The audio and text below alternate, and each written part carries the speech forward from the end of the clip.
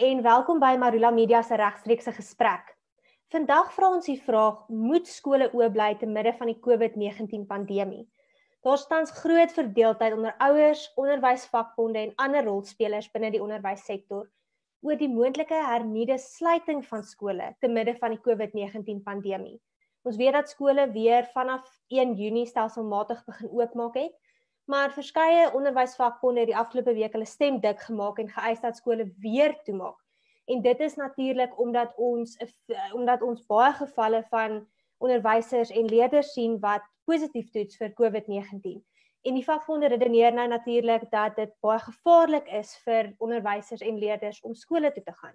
So wat hulle nou eis is dat skole eers weer heropen tot nadat die pandemie 'n piek in Suid-Afrika bereik het. En soos dinge nou lyk, sal dit eers na September wees. Angie Motshekga, die minister van basiese onderwys, sal na verwagting Sondag of Maandag 'n aankondiging oor haar besluit oor die kwessie maak. Want sy het nou natuurlik die afgelope week met hierdie vakbonde en ander rolspelers gekonsulteer oor die kwessie. Ons gesels vandag oor die risiko's verbonde daaraan om skole oop te hou midde die COVID-19 pandemie, maar miskien selfs belangriker nog, die risiko's daaraan verbonde om skole te sluit tot in September, wanneer die pandemie hopelik sy piek sou bereik het. Saam met ons om hierdie kwessies te bespreek is Melanie Buys, sy is hoof van ontwikkeling by Solidariteit se skoleondersteuningssentrum, Werner Human, hy is die adjunkbestuurshoof van Solidariteit, en dan het ons ook vir Dr. Fiona Kritzinger, sy is 'n pediater en 'n pediatriese pulmonoloog in 'n private praktyk by die Christian Barnard Gedenkhospitaal. Baie welkom julle, dankie dat julle vir ons julle tyd gee. Ons weet daar's baie mense wat baie angstig is oor hierdie vraag. Melanie, kom ons spring sommer weg by jou. Sal jy asseblief vir ons net bietjie vertel, wat is die situasie tans? Wat is die probleme en die uitdagings en wat het skole reeds gedoen om hierdie uitdagings te mitigeer? Goed, dankie Elaine. Ek dink die belangrikste is om te weet meeste skole is nou oop en aan die gang vir meeste grade. Nou daar was 'n lang aanloop om dit reg te kry en ook nie sonder hofsaake om dit weer gesluit te kry. So dit was 'n moeilike pad tot by die punt waar skole tans is waar hulle vir meeste grade veilig kon heropen. Nou daar is sekere riglyne gestel om te sê 'n protokol waaraan skole moet voldoen om seker te maak dat hulle veilig kan heropen. Soos dat hulle al die leerders en die onderwysers maskers moet dra, dat daar gereeld ontsmetting gedoen moet word van die geboue en van die kinders en die hande was en al daai veiligheidsmaatreëls en dan ook die sosiale afstand wat gehandhaaf moet word. En dan ook 'n hele protokol hoe hanteer skole dit indien iemand simptome sou toon of positief sou toets vir die virus. Nou skole het nou op hulle eie ook planne gaan maak en in plek gestel en op daai manier is hulle dan nou dit verskil van skool tot skool. Baie van die skole in Gauteng en baie van ons ledeskole reg oor die land van die skoolondersteuningssentrums se ledeskole is reeds oop vir alle grade. Nou baie van hulle het al op die ander dag skool sodat hulle net 50% van die kinders in die klas kan hê. Baie van die skole het 'n week skool vir een helfte van die graadgroep en dan die ander helfte dan die volgende week. So daar's verskillende planne wat in plek is sodat skool veilig kan voortgaan. Dit het wel gebeur die laaste tyd dat daar meer gevalle is waar daar kinders positief toets en ook onderwysers positief toets. Maar die getalle moet mens dan natuurlik opweeg om te dink nasionaal is daar omtrent 13 miljoen kinders in die skoolstelsel. So die aantal kinders, ek kan nou net gou daai spesifieke getal net sê wat goed, in Gauteng het omtrent 400 leerders uit 2,5 miljoen wat net in Gauteng is positief getoets. So mens moet die getalle dan net opweeg teen wat die nasionale syfer is, sodat mense dit dan nou kan ordentlik verreken en dan ook 'n klomp van die onderwysers wat positief getoets is. Terugvoer wat ons van die skole het waar onderwysers positief getoets is dat in meeste gevalle is die onderwysers reeds weer terug by die skool na 2 weke se selfkwarantyne. Goed. Dit is alles baie belangrike statistieke wat jy noem en kom ons praat 'n bietjie oor die statistieke. Die Gautengse departement het nou gesê altesaam het hulle 1527 positiewe gevalle in Gautengse skole. Dis nou leerders, onderwysers, ondersteunende personeel aangeteken en dit wil voorkom, daar's ook mediaberigte wat sê 7 kinders onder die ouderdom van 10 is reeds oorlede en dit wil voorkom of die vreeslik groot paniek is oor die sterftesyfer en die voorkoms van gevalle onder kinders. Dr. Kritzinger, wil jy nie net vir ons asseblief verduidelik, hoe lyk die statistieke in terme van kinders wat COVID-19 opdoen en hoe vergelyk dit met ander siektes en gee net vir ons 'n bietjie perspektief daaroor asseblief. Ja, nee, baie dankie vir die geleentheid. Ek dink vir my wat die mees opvallende is dat as medici is ons besig met die data en gesels ons oor die data en praat ek op 'n daaglikse basis met families en pasiënte oor die data.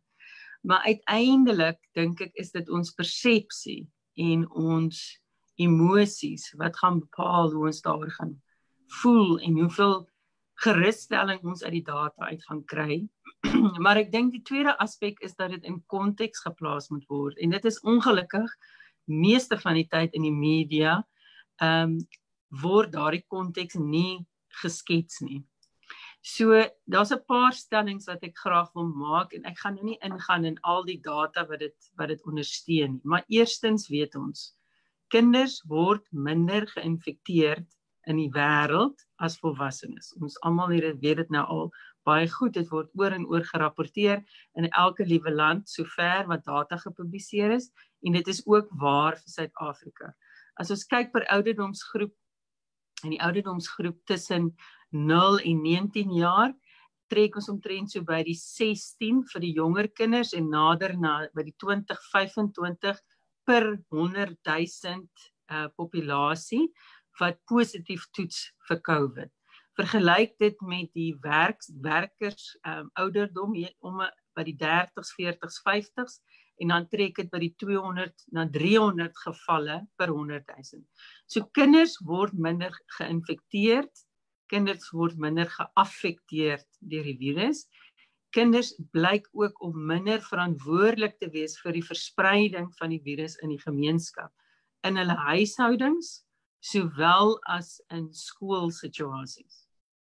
So dis die belangrikste ding. Die tweede ding is dat wanneer 'n kind geïnfekteerd word, is daar 'n risiko om ernstig siek te raak, dis waar, maar daardie risiko is ver minder as 1% vir ernstige kritiese siekte in 'n hoë sorgsentrum byvoorbeeld. En van daardie kinders wat wel die intensiewe sorg benodig, is die wêreldwye mortaliteit wat gerapporteer word, is om en by die 4% en in sekere gevalle afhangende van hoe krities siek die pasiënt is, gaan dit op na 5%. Maar as jy die hele groep kinders neem wat geïnfekteerd word, gaan minder as 1% van hulle krities siek word en ver minder as 1% sal sterf. Okay?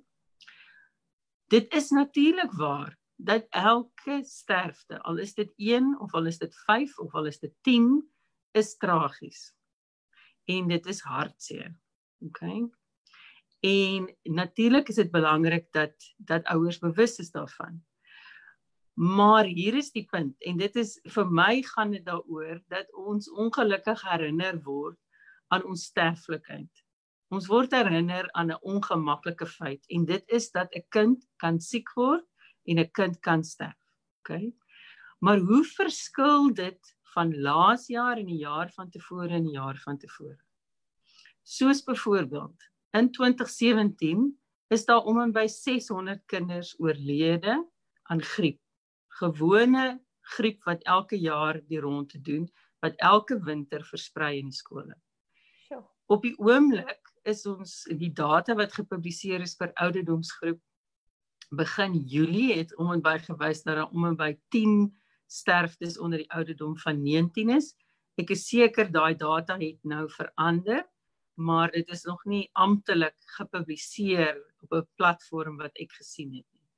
Wat ek wel weet van ons as medici wat onder mekaar gesels en kontak het met mekaar, is dat die grootste persentasie van daardie kinders het ernstige, lewensbedreigende, onderliggende toestande gehad, wat hoofsaaklik aanleiding gegee het tot hulle vatbaarheid en hulle sterflikheid. So die aantal kinders, gesonde kinders, wat in die skool in die eerste plek aangesteek het, en toe gesterf het, sover my kennis strek, staan op 0.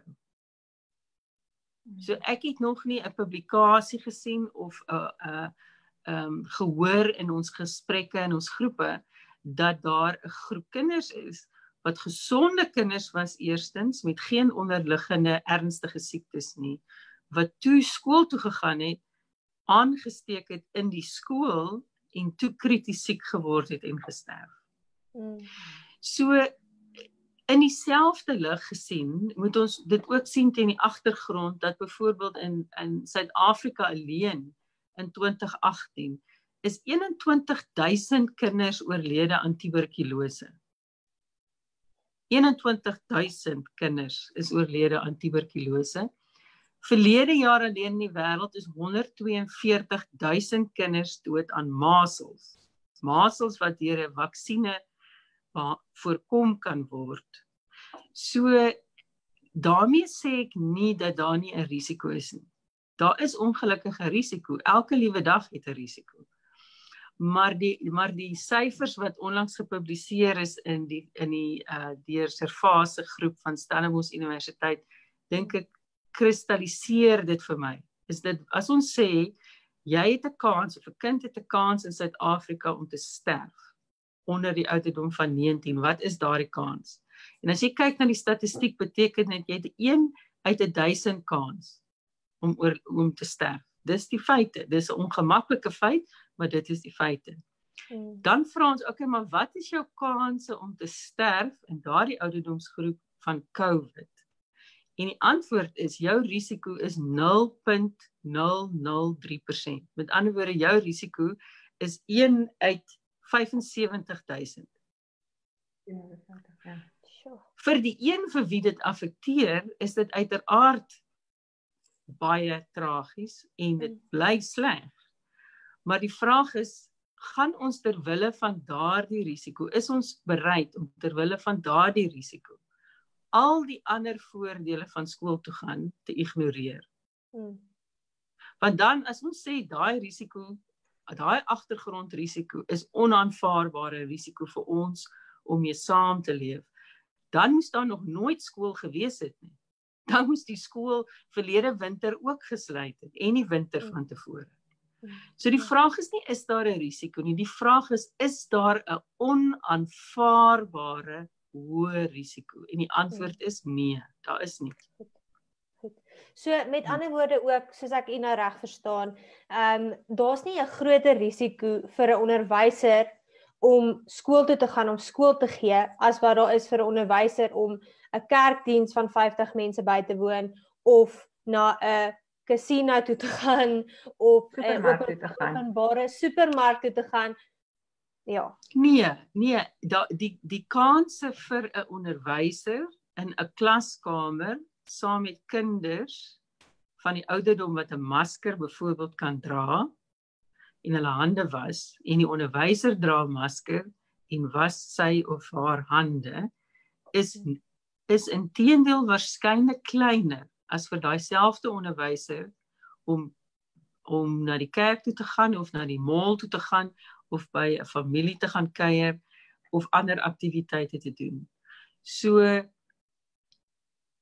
is daar 'n 0 risiko vir 'n onderwyser? Nee, maar daar's ook nie 'n 0 risiko vir my vandag nie. En ek is by die werk. Ek doen wat ek kan om voorsorg te tref. Maar daar's vir my 'n risiko soos wat daar vir die skoonmaker 'n risiko is, soos wat daar vir die dame wat die kafee het 'n risiko het. Ons het almal 'n risiko. Elkeen van ons, waar ons ook al is. En weer eens is die vraag is daar die risiko vir ons so onaanvaarbaar dat ons onsself moet gaan toesluit vir die voorsienbare 6 tot 12 maande? Kan ons dit bekostig? En is dit werklik wat vir ons nodig is? Want die realiteite is vir my as mediese dokter, ja, daar's miskien 20% van skooliere en miskien in hierdie spesifieke forum maak dit die meeste uit van daai 20%. Maar in die groter geheel in Suid-Afrika is daar dalk miskien 20% skooliere wat tot dusver toegang gehad het tot aanlyn middele om voort te gaan met aanlyn opvoeding. Net 20%. Dis waarskynlik dieselfde 20% wat een ouer of twee ouers gehad het by die huis wat toesig gehou het oor daai proses. En wat dalk die vermoë het vir een ouer of 'n ander volwassene om steeds aan te hou om toesig te hou oor die proses. Die ander 80% het geen toegang gehad nie en baie van hulle het geen toesig gehad nie of hulle het nie toesig van 'n individu wat die vermoë het om toesig te hou, nie net oor sy veiligheid nie, maar oor sy opvoeding. Ons weet dat 2,5 miljoen van kinders ly honger in die eerste plek. Nog 2,5 miljoen kinders, as hulle ouers moet teruggaan werk toe, sal hulle alleen gelaat word by die huis, sonder enige toesig.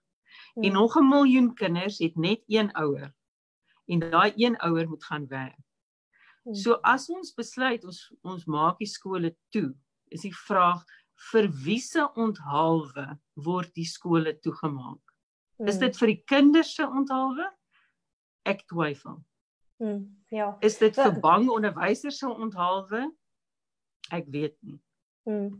Die kwessies wat u nou aanraak van hongersnood en aanlyn toegang, dit is nou weer aan die ander kant van die spektrum, né? Wat is die risiko's sou die skole sluit? U het nou self genoem, die risiko as die skole sluit tot September, daar's kinders wat gaan honger ly, daar's kinders wat mishandel word by die skool, daar's kinders wat nog verder agter gaan raak omdat hulle nie toegang het nie. Melanie en Werner, kan julle miskien vir ons nog lig werp op wat die risiko's is as kinders nie skool toe gaan of as hulle nie aanhou om nou skool toe te gaan nie? Melanie, kom ons begin sommer weer by jou. Ons moet begin by die hele ontstaansrede vir die skoolondersteuningssentrum. Die skoolondersteuningssentrum het uit die helpende hand ontstaan, omdat ons destyds ook gesê, die helpende hand het kospakkies uitgedeel, ons het baie hulp vir skole gegee en so gehelp, maar ons, die wete is, dat ons op die langtermyn kan jy nie daai negatiewe spiraal van armoede en swaar kry verbreek sonder goeie onderwys. So dis waar ons begin het, en dis presies waar hierdie debat nou gaan. Want op hierdie stadium is ons besig om kinders se hele toekoms in die weegskaal te plaas. Dr. Fiona het nou die risiko's eintlik nou mooi verduidelik. So dit gaan nie net oor die risiko om siek te word nie. Dit gaan oor baie meer as dit. En as skole oopmaak, skole doen ook meer as net om kinders te leer om te lees en te skryf. Daar's baie kinders wat by skole deel van die voedingsskema is, of dit nou die staatse voedingsskema is en of dit 'n privaat voedingsskema uit die gemeenskap is. Dis baie keer die enigste plek waar daai kinders se bord kos kry. Fiona het verwys na die veiligheid van die kinders ook. 'n Kind wat alleen by die huis bly, sy veiligheid is in gedrang. En dan ook die gemoedsrus en die stabilisering van 'n gemeenskap deur die skole wat oopmaak, soos die besighede oopmaak, is verskriklik belangrik. Dat 'n kind weet, vandag of hierdie week gaan ek skool toe, daar's hierdie werk wat ek moet indien ek hierdie week by die huis is of die dag by die huis is, sekere goed moet gedoen word vir môre. So daai duidelik gestruktureerde omgewing wat vir 'n kind ook sekerheid gee, is ook deel van die feit dat skole oopmaak. So daar's 'n hele klomp faktore wat dit geweldig belangrik maak vir skole om oop te maak. En as ons praat oor die langtermyn, Werner, en daar gaan ek jou woorde gebruik want ek dink die voorbeeld is uitstekend. Wat ons moet besluit hoe ons hierdie krisis hanteer. Party mense dink dis 'n storm en jy gemaak jou toe in jou huis en jy wag tot dit verby is. So en ons het nou gesien, dis nie wat dit is nie. Hierdie is 'n langtermyn. Dis 'n seisoen wat ons moet leer om veilig te hanteer en te bestuur, ook in ons skole. En om deur elke keer die skole oop en toe te maak en al die skole oor dieselfde kam te probeer skeer. Jy weet, 'n skool in Gauteng wat dit dalk nou 'n brandpunt is, wat dalk 15 gevalle het van kinders wat siek is, om te besluit om daai skool toe te maak. Om dan dieselfde te besluit te wil afdwing op 'n Noord-Kaapse skool wat in die platteland is met geen voorvalle en baie minder risiko, is net nie haalbaar nie. So ons wil hê die besluit moet eerder op 'n punt kom, en dit is waar die minister die vorige keer was, om te sê ons stel 'n breë riglyn van hoe lyk 'n veilige skool.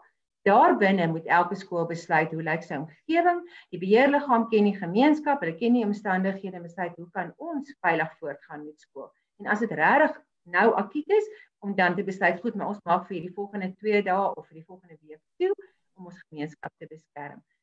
En dis waarvoor die skoolondersteuningssentrum bly. Elyn, eerstens goeiemiddag. Baie dankie vir die geselsgeleentheid. Ek het graag 'n paar punte wat ek wil deurgaan wat ek dink van belang is. Ek dink eerstens as jy 'n kyker is vanmiddag wat hierna kyk, is dit iewers dat jy 'n belang het. Hier is nie net 'n gesprek nie, jy kyk omrede jy 'n belang het. Jy's dalk 'n ouer, jy's dalk 'n onderwyser, jy's dalk 'n leerder wat kyk en ons wil graag vandag vir jou 'n goeie konteks gee en 'n paar punte gee wat dalk vir jou sal dit verder dink en ook miskien aanvul tot dit wat jy reeds weet tot waar ons hier is. Ek dink wat Melanie na verwys het is baie belangrik om te onderstreep. Wat het ons gesien toe 27 Maart gebeur het waar die sogenaamde hard lockdown begin het? Ons het gesien by onderwysers en ouers dat daar 'n instink ingeskop het. Daai instink was, ons wil graag hê ons leerders moet nog leer. Die kreatiwiteit en die innoverendheid wat ons gesien het wat gebeur het, was ongelooflik geweest van 27 Maart af. Ons sou nie in die begin van die jaar gedink het dat SOS binne 'n week 'n volkskoolprogram sou kon loods nie. Ons sou nie gedink het dit sou moontlik wees om 120,000 intekenare te kry om te kyk hoe ons alternatiefelik op 'n aanlyn manier verder kan leer net vir tyd en wyl nie. Maar dit het met 'n koste gekom. Daardie koste is dat ons onderwysers vreeslik en nog steeds baie hard werk. Dit sit 'n stremming op die gemeenskap. Dit sit 'n stremming op onderwysers, dit sit 'n stremming op ouers. En waar ons nou is in hierdie pandemie en hierdie inperkingstyd, is ons weer is nog nie verby nie. Ons weet die stryd gaan nog aan. Ons weet ons het 'n moedige stryd tot nou toe gevoer, maar ons weet die stryd gaan nog aan. Ons weet meer as wat ons geweet het 27 Maart. Ons weet meer oor wat ons kan doen en nie kan doen nie. Ons weet ook dat ons op mekaar kan staatmaak in hierdie tyd. En dit is, wil ek sê, aan onderwysers en ouers, dankie en geluk tot dusver. Maar die stryd is nog nie oor nie. En dit is hoekom solidariteit en die skoolondersteuners en ander belanghebbende partye gedurig middele soek om meer inligting beskikbaar te maak, om nodige konteks te bied waar ons soos wat ons vanoggend probeer doen, hofsaake te voer waar dit nodig is, maar heeltyd te sê ons gaan proaktiewe middele soek op die rigsteen van wat die wetenskap sê en op die rigsteen van wat die beste belang van die kind is, hoe om verder te gaan. En Melanie nou genoem van die voorbeeld oor die storm, en daai voorbeeld kom eintlik van professor Michael Osterholm af. Hy is verbonde aan die Universiteit van Minnesota en hy's 'n kenner. Hy's 'n direkteur van die Sentrum vir Oordraagbare Siektes in die Universiteit van Minnesota. En hy het 'n baie belangrike punt gesê, want ek dink in hierdie tyd in hierdie punt van die gesprek waar ons is, moet ons weer kyk wat is die raamwerk binne ons beweeg. Wat is die benadering? Daar's soveel inligting daar buite, daar's soveel detail wat jy kan verwys. Hoe moet ek dit verwerk? En ek dink as ons van daar af gaan net 'n bietjie teruggaan en sê, hoe behoort ons hierdie te benader? Hy het in die heel begin van die pandemie gesê, hierdie is soos 'n seisoen. Wat hy daarmee bedoel, is hy sê hy sien baie lande en regerings, hulle hanteer hierdie virus asof dit 'n storm is. Dis iets wat onmiddellik dreigend is. En wat doen jy as iets onmiddellik dreigend is? Jy sonder jouself af, dan gaan die storm verby en dan gaan ons weer aan soos normaal. En dit is tipies die benadering wat die sogenaamde hard lockdown volg. Dit is ons sonder onsself af, die storm gaan oor en dan gaan ons weer na buite toe. Maar hy sê eintlik wat ons hier het, is ons het 'n seisoen. Ons het 'n lang winterseisoen. Met ander woorde, ons moet wyses vind, nie net in die onderwys nie, maar in die ekonomie en ander velde ook. Hoe kry ek dit reg om saam met hierdie virus te leef? En wat hy gesê het, basies is, ons moet onsself gereed maak om vir 'n tyd lank op hierdie manier te gaan. En daar's 'n paar punte wat hy noem. Daar's 'n paar dinge wat ons weet. Die een is sosiale afstand so ver moontlik help. Die volgende ding wat ons weet is dat om hande gereeld te was is baie goed.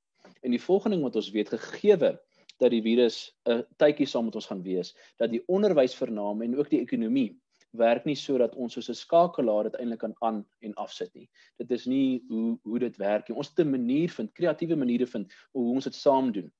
So die een punt is daardie konteks om te gee wat gaan ons benadering wees. En wat ons van solidariteit en die solidariteitskole ondersteuningssentre sê is ons sal gekant staan teen absolutes. Ons is gekant teen absolutes. Ons is gekant teen 'n volskaalse oopmaak van skole asof daar nie 'n virus bestaan nie. Aan die ander kant is ons gekant teen 'n absolute wat net sê alles moet toe wees. Dis doeteenvoudig nie volhoubaar of houdbaar vir 'n gemeenskap of enige skool om dit te doen nie. So nou weet ons moet 'n goue middeweg vind. Hoe lyk 'n veilige, verantwoordelike omgewing? Dit is waarna ons op soek is. En nou die tweede punt wat ek wil noem in hierdie verband, Elyn, is wat is al reeds op die tafel? Wat is die vordering wat ons reeds gemaak het? As jy kyk na die direktiewe byvoorbeeld, wat die departement uitgereik het. Hierdie direktiewe ondersteun die posisie wat ek nou net gestel het. Hierdie direktiewe sê, indien 'n skool kan oopmaak en aan die gesondheidsstandaarde voldoen, dan moet hulle. Hulle sê verder dat alhoewel leerders skoolpligtig is, indien dit vir jou nie moontlik is dat die leerder skool toe kan gaan nie, het sy deur vrees, het sy deur miskien 'n ouer of 'n grootouer wat 'n komorbiditeit het, of enigiets en daarin sal jy nie verplig word nie, daar's 'n proses om vir jou te volg om te kyk hoe kan jy tegemoet kom. En dan verder, indien skool besluit, ons is nie gereed of ons is gereed, dan lê daai besluit by die skool. Dis die gees en ritme aan die direktiewe aan die begin van Junie maand vrygestel is. En dit is iets wat ons onderskryf. Ons sê dat uiteindelik wil ons die besluit hê moet tot die unieke omstandighede van skole. En jy kry verskillende vlakke van skole. Jy kry skole wat so spesiale behoeftes ons sien. Jy kry skole wat dalk in afgeleë gebiede is. Jy kry skole wat in stedelike gebiede is. So ons posisie is, wat is in die beste belang van die skool en die leerder, en daai besluit moet daar wees. Die probleem as die besluit by die staat lê, die probleem as die besluit gesentraliseer is dan word die besluit eenvormig afgedwing. Die besluit word eenvormig afgedwing, daar's geen rekenskap op ag geslaan op wat is die verskillende posisies van elke skool nie. Hier kan 'n skool wees wat wonderlik kan doen, en as 'n besluit sentraal geneem word en afgedwing word, daai kreatiwiteit en innoverendheid wat ons gesien het van 27 Maart af, om aanlyn klasse te gaan, om met ouers te kommunikeer, daai kreatiwiteit en innoverendheid word heeltemal gedemp en eintlik wil ek sê verlam. Want ewe skielik ons reg en ons moontlikheid om kreatief te wees word weggeneem, want iemand ver weg van ons in 'n sentrale punt iewerste, klein groepie mense het vir ons gesê wat is in die beste belang van ons kind. Nou hier is die vraag, wie weet wat is in die beste belang van jou kind? Wie weet wat is in die beste belang van jou skool? Dit is diegene wat die naaste aan die skool is, diegene wat die naaste aan die leerder is, en dit is ouers, en soos wat hulle verteenwoordig word deur die beheerliggame. So Elyn, hier is die raamwerk wat ons glo ons hier moet beweeg. Ons glo daar's 'n goue middeweg. Ons weet dit is 'n deurlopende stryd. Maar ons kan nooit sê dat ons hierdie stryd gaan opgee nie. Ons moet deeltyd sê hoe kan ons redes en meer innoverende wyse te vind. As ek verder kan stel oor wat is die gevolge hiervan. En Dr. Fiona het daarna verwys, Melanie het bietjie daarna verwys. Van die gevolge op 'n werklike reële vlak is nommer 1, ons gaan meer en meer beheerliggaamposte verloor. Skole het reeds begin snoei aan hulle beheerliggaamposte. Daar's reeds prosesse gevolg om daai personeel te verminder. Onthou, 'n skool, as ons praat van 'n openbare skool, ons praat nie van 'n staatsskool nie. Ons praat van 'n openbare skool. Wat beteken dit? Dit beteken daai skool is eintlik ook deels die eienaars, is die gemeenskap is ook deels eienaars van daai skool. Die staat, wat die staat aanbied aan skole elke jaar is minimaal. Dis iets soos R217 per leerder per jaar wat die staat bied van kwantiel 4 en 5 skole. Daai skole is ten volle afhanklik en gedryf deur die gemeenskappe. En daardie gemeenskappe is bes geposisioneer om ten einde te sê, wat is dit wat ons hier gaan doen? So, as die gemeenskap nie meer kan betaal nie vanweë die inperking, beteken daar's nie meer skoolfonds wat invloei nie. Ons gaan nie na die staat toe gaan en heeltyd net so ons soek geld van die staat af nie. Die skool kan baie goed selfstandig bestuur word. Maar as jy kinders nie kan skool toe gaan nie, beteken dit ouers kan ook nie skoolfonds betaal nie. Dit beteken die skool se skoolfonds word onder druk geplaas en dan moet ons begin beheerliggaamsposte verloor. 'n Ander realiteit, en heel aan die begin van die pandemie het gesê, nie ons kan so 'n paar weke bekostig. Ons kan so 'n tydjie bekostig wat ons nie skool gaan nie. Ons is nou in Julie, ons kom nader aan Augustus. Daar's 'n baie groot risiko dat hierdie uiteindelik hierdie skoolprogram nie vir 'n jaar gered kan word nie. Verbeel julle die praktiese gevolge daarvan. Verbeel as jy matriek is en die ouer het net genoeg geld hiervoor en die kommer kom, wat gebeur volgende jaar met my leerder? Kan hy universiteit toe gaan, kan hy nie? Moet hy nog 'n jaar skool oordoen of wat hy nie? Die impak daarvan om daai tyd te verloor is enorm en dit gaan dalk nog baie jare verg om op te gaan en dan kry jy ook geleenthede wat verbygaan. So ons moet alles in ons vermoë, alles in die stryd werp om uiteindelik 'n punt te bereik om te sê, hoe kan ons veilig skole toe gaan? Ek sluit af met hierdie gedagte op hierdie vraag. Is die risiko's is werklik, ons kan nog uitbrei in die risiko's in hierdie gesprek verder na mate wat ons bespreek. Maar ons benadering moet wees, hoe kan ons redes vind en oplossings vind om skole oop te hou teenoor die ander vakbonde? Jy het genoem van die vakbonde. SADU is, as ek dit kan noem, SADU is 'n vakbond wat die grootste verteenwoordiging het in die onderwys. Hierdie vakbond het nog altyd, nog voor COVID, 'n destruktiewe manier van hoe hulle dinge hanteer. Hulle is altyd, as hulle met een ding nie tevrede is nie, is hulle die vakbond wat net dadelik staak.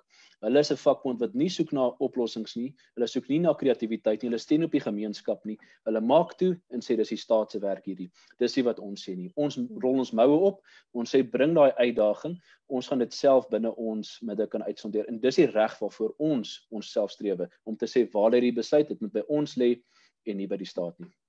Ja, Werner maak 'n baie goeie punt daai, omdat alle skole is nie ewe gereed nie. Dis een van die realiteite wat ons in ons land sien.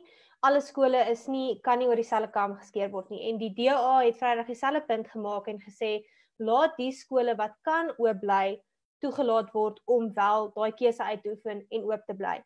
Melanie, ek wil hoor by jou, hoekom behoort julle ledeskole byvoorbeeld, jy ek dra na kennis van jou ledeskole, dis meestal skole wat Afrikaans, waar kinders in Afrikaans kan skool gaan, of dit nou dubbel medium of Afrikaans enkel medium is. Hoekom dink jy is daai skole gereed om oop te bly? Watter maatreëls het hulle in plek wat hulle gereed maak en veilig maak vir kinders en onderwysers? Elaine, ek dink dit is belangrik om te sê die verantwoordelikheid wat skole aanvaar bepaal hoeveel hulle self gaan doen. 'n Skool wat na die staat gaan kyk en gaan wag dat hulle alles moet doen tot op die grondvlak by die skool, gaan baie meer sukkel om dit reg te kry. So ek dink die groot voordeel is die verantwoordelikheid wat die skole in die eerste plek aanvaar om self planne te maak. Ons het reeds van April af planne van skole afgekry van wat hulle voorstel hoe dit gaan werk. Ons het 'n 5-punt plan saamgestel wat ons van die minister gedeel het. Om te probeer ook inset te lewer op 'n positiewe manier. So ek dink dit is baie belangrik daai verantwoordelikheid wat elke skool neem vir op sy terrein en om planne te maak. So ek dink ook aan die ander kant, die probleem by skoolgeldskole, dis kwintiel 4 en 5 skole, of dit in armer gemeenskappe of dan in stadsgemeenskappe is met ouers wat dalk beter inkomste verdien. Maar die probleem is dat daardie skole baie afhanklik is van skoolgeld. So hulle het voortgeboeker om maniere te vind om aan te hou onderrig gee. Nie net oor die geld nie, ek dink ook oor die passie en veral oor die roeping wat hulle ervaar oor onderwys. Maar ek weet van skole wat by supermarkte aan die begin van die sterk inperking nog pakkies werk gaan aflaai het vir skole vir kinders wat ouers daar kon gaan haal het. So die skole die verantwoordelikheid self geneem en ek dink dis die heel belangrikste punt en dis spesifiek wat ons dan voordryf sê, stel die riglyne daar en daar het die basiese riglyne vir veilige skool gaan, het baie gehelp, dat almal kan op 'n lysie afmerk en sien, goed, maar dit is hoe ons dit hanteer. So daai sekerheid van hoe hulle dit moet hanteer, is baie goed. En ek dink die ander ding wat nou 'n behoefte is en wat ons nie weer moet omvergooi nie, is daai stabiliteit wat nou begin vestig weer, want daar kom weer 'n nuwe normale roetine van ouers wat werk toe gaan, kinders wat skool toe gaan, werk wat gedoen moet word, wat weer bietjie sekerheid vir kinders skep. En daar dink ek sal Dr. Christina baie kan sê ook oor die emosionele impak wat hulle ervaar op kinders van wat hierdie onsekerheid van jy weet nie wat se datum is, jy weet nie of daai eksamen skryf gaan word, wat gaan gedoen word, daai heeltemal omverwerk van rutine wat dit meebring, dat ons dit probeer aanspreek met skool wat oop bly sover dit kan. Dr. Christina, kan jy nee, ek kan miskien net aansluit by wat Melanie daar gesê het. Een van die ontstellende artikels wat uitgekom het is dat in Hubei in China het hulle bevind dat 'n kwart van alle kinders tussen die ouderdomme van 8 en 12 het aan depressie gelei tydens die verlengde grendeltyd en die sluiting van skole. En ek stem 100% daarmee saam. In my praktyk en wat ek beleef en sien, sien ek definitief dat leerlinge oor die algemeen geweldig opgewonde is om terug te keer skool toe, dat hulle baie positief is, het hulle dit baie positief ervaar, dat hulle dit baie geniet. Dit is ook kommerwekkend dat daar 'n handjievol kinders is wat ek sien wat vreesbevange is om terug te gaan skool toe. En dis jammer om te sê dat in meeste gevalle is my ervaring dat daardie kinders die vrees van hulle ouers weerspieël. Dit is dieselfde ouer wat bekommerd en angstig en vreesbevange is, wat dikwels ook 'n kind het wat vreesbevange is. Want hulle hoor dit, Hulle sien dit, hulle voel dit, hulle beleef dit in die huis. Hulle tel dit op, selfs wanneer ons dink ons steek dit vir hulle weg. Want hulle is so fyn ingestel op hulle ouers. En dit maak my bekommerd. En ek sien leerlinge ook ongelukkig wat heeltemal gedemotiveerd is. Want daar is nie meer 'n rede om op te staan en iets te doen nie. En nie almal het die persoonlikhede wat baat vind by 'n aanlyn platform nie. Sommige mense het nodig om daai fisiese kontak te hê om weer hulle batterye te herlaai. So daar is geweldige negatiewe emosionele effekte van 'n verlengde grendeltyd. En dis daai spiraal wat Melanie genoem het van ouers is bekommerd, ouers verloor hulle werke of hulle het ekonomiese druk of hulle kan nie volwaardig terugkeer na hulle werk nie want hulle het verantwoordelikhede om na die kind om te sien. En daai spiraal van bekommernis en vrees en moeilik om dit alles te laat werk, het geweldige langtermyn negatiewe effekte. En ek dink ons is almal bewus daarvan dat ons leef in 'n geweldige diverse samelewing. En ons kan dit nie ontken nie. Maar ek stem 100% saam dat wat my bekommerd maak is as 'n mens begin leef in 'n samelewing waar ons almal streef na die laagste gemene deler, dan wat sê dit? Wat is die boodskap wat ons vir ons kinders gee? As ons net mik vir die laagste gemene deler in die samelewing. Of moet ons almal streef en mik en werk en motiveer en fokus om na die hoogste sport te mik? En weer eens dink ek, dit sluit aan by wat julle gesê het, is ja, dis waar dat almal is nie gereed nie. Maar om die wat gereed is en wat wel in 'n posisie is om dit veilig te doen, nou die geleentheid te ontneem, is niks minder as straf nie, eintlik. Die fokus behoort te wees op hoe help ons die wat nie kan nie. En dit is waar die minister en die regering se fokus moet wees. En gee die wat kan die geleentheid om daarmee voort te gaan, want dit is dieselfde deel van die ekonomie wat ook moet heropen en ook moet belasting betaal, sodat ons weer die ander kan help wat nie kan nie. Ja, want soos ons ook weet, indien die skole sluit, dan kan ouers weer nie werk toe gaan nie en dit veroorsaak nou weer ander ekonomiese probleme. Die Menseregte Kommissie het 'n opname gedoen onder skole en hulle het bevind meeste skole het 'n masker vir elke kind, meeste skole het handreinigers, meeste skole toets die kinders se temperatuur voor hulle in die skool ingaan. So daai belangrike veiligheidsmaatreëls is in plek. Maar nou het ons 'n baie goeie vraag van 'n leser af wat bekommerd is oor die gesondheidsrisiko's in die dra van 'n masker. So Dr. Kritzinger, kan jy dalk vir ons sê, is daar enigstens gesondheidsrisiko's vir kinders om heeldag 'n masker te dra of om heeldag handreinigers te gebruik? Ouers is byvoorbeeld bekommerd oor die dampe van die skoonmaakmiddels. Is daar enigstens 'n risiko wat dit betref? Daar is nie enige data wat dit bewys dat daar 'n risiko is nie. Ek dink die risiko is 'n persepsie en dit is 'n soort van 'n gut feel wat mense het, want is ongemaklik. Dis warm, dis sweterig, dis ongemaklik. Maar die feit bly staan is ons in die mediese beroep spandeer ure agter maskers terwyl ons hoogs gekompliseerde prosedures uitvoer en nie een van ons val om of val flou of gaan in 'n koma of kom nie môre weer werk doen nie. So ek dink dis ongemaklik. Dis nie normaal vir ons nie. Dit vat nie ons tyd om daaraan gewoon te raak en ek dink hoe jonger die kinders is, hoe moeiliker kan dit wees. En veral onder die ouderdom van 5 mag dit wel baie moeilik wees en jong kinders onder die ouderdom van 2 behoort glad nie 'n masker te dra nie. Dit weet ons.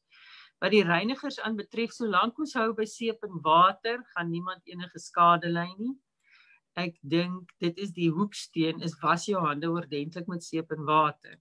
Wat wel negatief is enige iets wat gesprei word, enige iets wat deur 'n tonnel gaan, enige iets wat jou hele liggaam moet reinig, is skadelik. So as jy hou by eenvoudige hande was met seep en water, of dan 'n eenvoudige saniteermiddel met wat alkohol bevat. Glo ek nie dit gaan in hierdie seisoen, soos wat Werner sê, vir ons skade berokken nie. En uiteindelik, ek dink, jy weet, daar's geen antwoord daar's geen vraag wat net een antwoord het nie. Jy moet dit opweeg. Die een moet opgeweeg word teen die ander. Ja, is dit ideaal dat kinders die hele dag maskers dra en hande was? Nee, natuurlik nie. Ons wil almal graag teruggaan na 'n tyd toe dit nie nodig was nie. Maar aan die ander kant is daar 'n risiko om dit nie te doen nie. So die punt bly staan is dit is huidiglik die veiligste oplossing as jy alles opweeg, dat kinders wel hulle maskers dra en wel hulle hande gereeld was. So dit nie kan was met seep en water nie, dan is saniteermiddels gebruik in plek daarvan. Goed, baie dankie. Daar's ook baie vrae oor kinders by skole vir gestremthede. Dit is 'n heeltemal ander kwessie voel party mense en dis ook moeiliker vir hierdie kinders om aanlyn skool toe te gaan. So wat moet kinders by skole vir gestremthede doen en wat moet hierdie skole, moet hulle ook toemaak, moet hulle ook oop bly? Wat is die riglyne daarso? Melanie, wat ek dink dit ek dalk sommer inval. Ek dink die antwoord het ons nou eintlik al oor die gewone skole reeds bespreek. Die omstandighede verskil geweldig baie. Om 'n ernstig cerebraal gestremde kind, die behoeftes wat hulle het by die skool en hoe hulle hanteer moet word teenoor byvoorbeeld 'n siggestremde kind, is verskil. So weer eens, die skoolgemeenskap en die beheerliggaam en die skoolbestuur ken hulle omstandighede die beste en kan die beste planne maak om dit te hanteer. Dit is in baie gevalle geweldig moeilik om die sosiale afstand te handhaaf, om maskers te dra, maar vir sekere kinders is dit weer moontlik. So ek dink weer eens die antwoord is maar dit hang van die skool self af. Solank die veiligheidsriglyne daar is en sover dit moontlik nagekom kan word, dat die skool dan kan besluit om te heropen. Okay, goed. Werner, ek wil gou by jou hoor, wat is skole se regte? Kom ons sê dat die minister Sondag of Maandag afkondig, alle skole sluit weer, maar ek as 'n skool voel ek het al die maatreëls in plek en dit is onregverdig teenoor my leerders om ook nie meer skool toe te gaan nie. Wat is die regte wat skole het? Het hulle enigstens 'n opsie om te sê nee, ons gaan oop bly? Elyn, ek dink dit is iets wat uitgedaag kan word. Ons is in 'n tyd wat ons litigeer. Ons het nou gesien van die mediese getuienis wat ons het. Dit is als nuwe terrein wat ons bitter vinnig leer. En selfs met die regsgronde is dit ook so. Ek wil dalk net begin deur vinnig vrylik. Ek gaan my beste probeer om so goed as moontlik te vertaal terwyl ek lees, maar ons het 'n paar uitsprake al gehad in die verlede en een van die mees onlangse uitsprake was gewees in die saak waar Mmusi Maimane ook volskaalse absolute benadering wou volg om te sê skole moet net toe. En toe die hof in hierdie tyd, in hierdie uitspraak, hierdie hof bietjie gewerk met wat ons noem kompeterende regte. Wat doen jy as jy meer as een tipe reg is wat jy kompeteer? En ek gaan probeer my beste om dit so vrylik as moontlik te vertaal van Engels na Afrikaans. Maar die uitspraak lees in paragraaf 91 wat hy stel, selfs in hierdie konteks is daar reg tot lewe. Daar's belange wat in verskillende rigtings strek. Maar die reg op lewe beteken veel meer as net biologiese lewe. Dit is interweef met die waardigheid van mense. Beide hierdie is sentraal vir 'n samelewing om te erken word en dit moet gekoester word. Die reg op lewe sluit ook in die reg om gedeelde ervarings as mense te hê. So wat ons eerstens moet erken is hier's kompeterende regte en dit is hier 'n opweging wat ons moet doen om te verseker dat ons binne die regsraamwerk en alles wat daarmee gepaard gaan die regte besluite beëindig neem. Op die oomblik is die kompeterende regte baie. Dit is die reg op lewe, dis die reg op menswaardigheid, dis die reg op onderrig, dis die reg op gesondheid en al hierdie verskillende regte het iewerste wat dit in die spektrum kom. Maar nou kyk ons na wat is spesifiek uitgereik. Daar's byvoorbeeld direktiewe uitgereik wat verklaar het om 'n skole kan oopgaan. Nommer 2, hier is die omstandighede waaronder skole oopgaan en ek kan net weer herhaal, daai direktiewe maak voorsiening vir 'n wye reeks van scenario's. Ons het gesê in die begin, dis onwenslik om 'n absolute benadering te volg om te sê, gaan net oop asof hier niks is nie. Aan die ander kant is dit ook onwenslik om te sê, ons dwing net 'n standaard af en almal moet net daar volgens gaan. So die regte wat ons sal hê, sal deels uit die grondwet uitkom, dit sal deels uitkom uit die uitsprake wat reeds gegee is, en dit sal ook kom uit die direktiewe self. Onthou hierdie direktiewe, elke liewe kommer wat daar eintlik is, word deur hierdie direktiewe toegespreek. Daar standaarde wat skole so ver as moontlik aan moet voldoen, en dit word oorgegee aan hulle om te sê wat pas vir julle die beste. Pas hierdie of pas hierdie nie, en die besluit lê by julle. En daai direktiewe gaan vir ons 'n goeie regsbasis gee om vir skole te help om te sê, is jy gereed om oop te maak? Hoe lyk julle skoolprogram?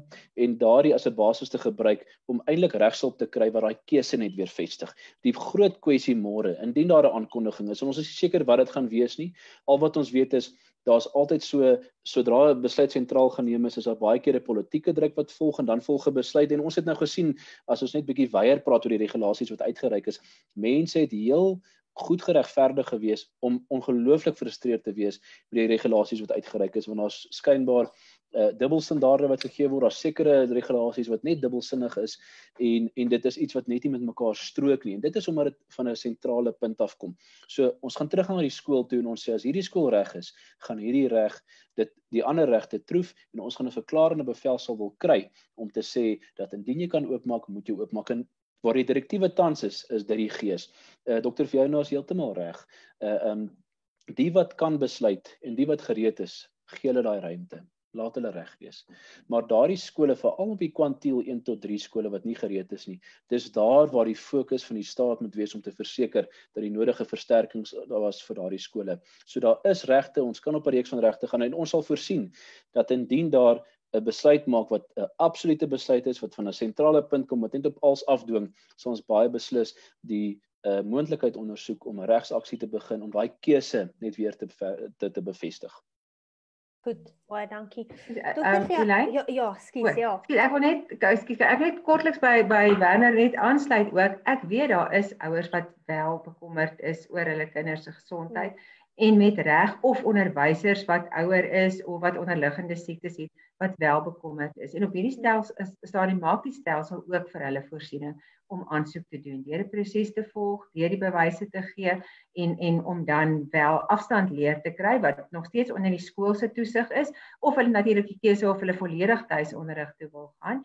Maar so daai opsie bestaan ook. So ek dink 'n ouer wat 'n wesenlike bekommernis het ook 'n pad dat jy ook nie voel dat hulle word geakkommodeer in 'n hoë risiko situasie wat dan nie nodig is. Ja, verseker. Daar is 'n baie belangrike punt, en dit bring my by die laaste vraag wat ek wil vra is, wat kan ouers doen om eerstens hulle kinders te ondersteun in hierdie tyd, sielkundig, emosioneel in hierdie baie onsekere tyd, en dan ook fisiek indien hulle bang is dat hulle kind kan siek word. Wat kan ouers doen net om bietjie self beheer te vat van die situasie? Melanie, is dit vir my? Kom ons gee maar eers vir jou 'n kans.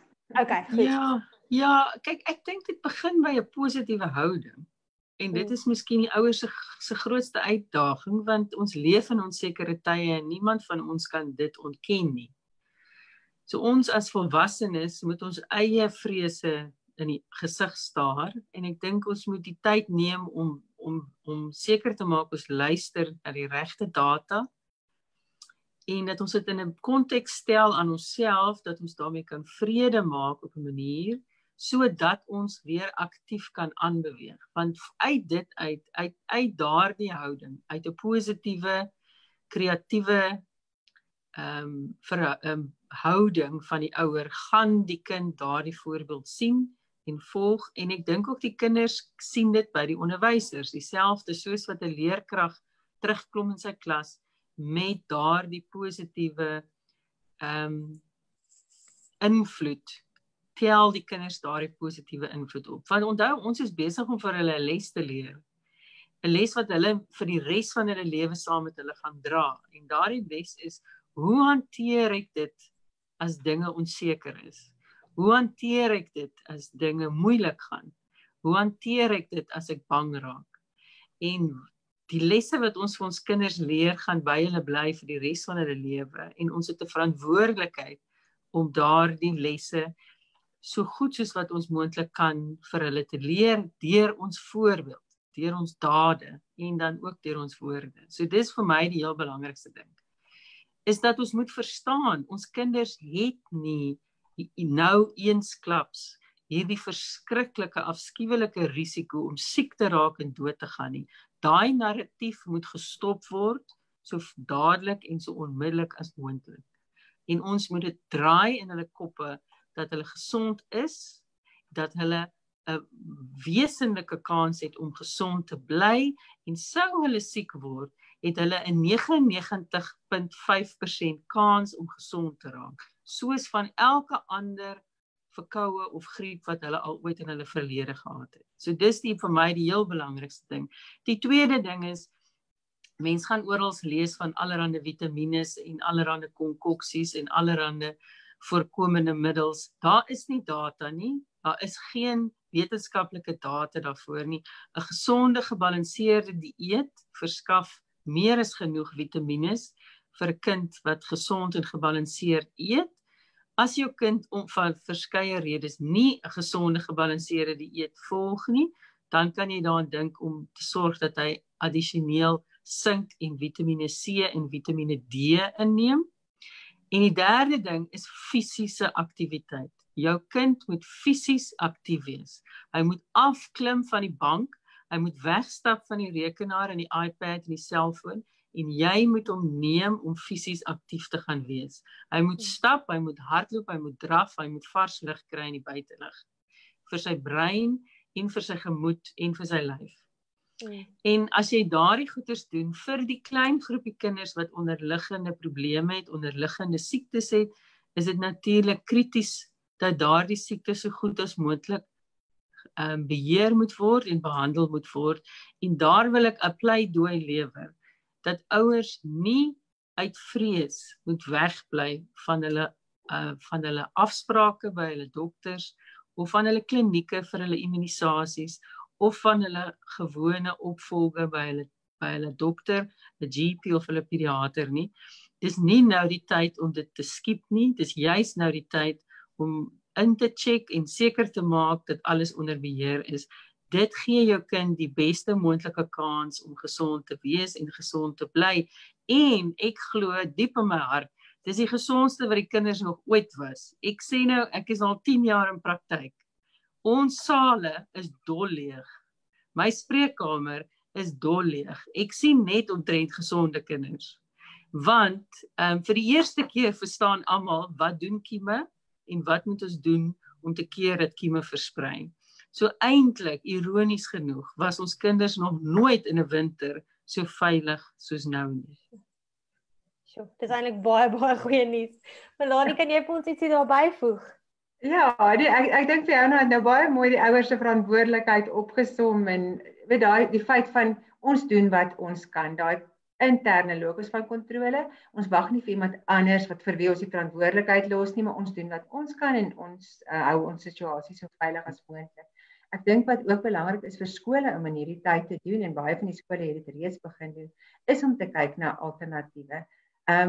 Weet die COVID-krisis het eintlik 'n klomp goed versnel wat in elk geval op pad was, maar in 'n positiewe en 'n negatiewe sin, miskien die ekonomie wat swaar gekry het alreeds is vinniger in 'n negatiewe sin, maar ek dink in die positiewe sin wat ons baie sterk gesien het, weet die moontlikhede van aanlyn leer en wat 'n mens kan doen net met 'n selfoon en afstand leer en 'n bietjie meer 'n omgekeerde klaskamer. Allerlei goed wat ons gedink het, ons is op pad so toe in die toekoms. Ons is baie vinnig daarin gegooi en skole het baie planne gemaak. En ek dink dis 'n geleentheid nou vir ouers om hulle kinders daai selfverantwoordelikheid vir hulle leer te help neem, maar ook vir skole om hulle eie digitale strategie om in plek te kry en om sekere goed te in plek te stel wat ons dalk oor 'n langer termyn eers wou doen. En dit is waar ons byvoorbeeld met die Wolkskool 'n groot verskil sien. Ons het op die oomblik in hierdie laaste paar maande meer as 120,000 kinders wat nou op die Wolkskool is, wat 'n aanlyn leerplatform is, wat nie regtig voor die tyd vir hulle nodigheid was nie. So ek dink ons moet die geleenthede gebruik wat ons nou bietjie vinniger in die toekoms ingehelp het en die positiewe goed wat dit meebring, ook dan nou koester en uitbou. Goed julle, dis alwaar vir ons tyd het vandag. Ek dink ons het vandag vir mekaar gesê dis baie belangrik dat ons die risiko's met mekaar opweeg. Die risiko's van my kind of die onderwyser gaan siek word en die skool moet sluit teenoor die gevolge daarvan indien skole wel tot in met September sluit. Dink Dr. Kritzinger het vir ons baie waardevolle data in hierdie sin gegee en vir ons net 'n bietjie perspektief gegee oor hoe lyk die kindersterftesyfers oor die algemeen in vergelyking met COVID. Is dit nie, weet COVID-19 se sterftesyfers is nie so hoog soos met net 'n gewone griep in die winter nie. En die feit dat jy sê dokter dat dit die gesondste is wat ons kinders nog pas, dit is regtig positiewe nuus. Maar aan die ander kant het ons die feit dat beheerliggaamposte gesny gaan moet word. Kinders gaan al ver agter raak. Die risiko's as ons dit opmeet wanneer die skole sluit, is regtig baie belangrik om dit in ag te neem. Ek sê vir julle baie dankie vir julle tyd. Ek hoop regtig ons kon bietjie vir ouers inlig en net 'n mate van berusting kry. Al wat ons nou verder kan doen is om te wag en te kyk wat die minister sê en ons planne dan daarvolgens beraam, né? Baie dankie Lyn. Baie dankie julle. Dankie almal. Dankie, mooi dag. Ek is bly jy moes nie hardloop in die helfte nie vir jou. Ja, ek is baie dankbaar.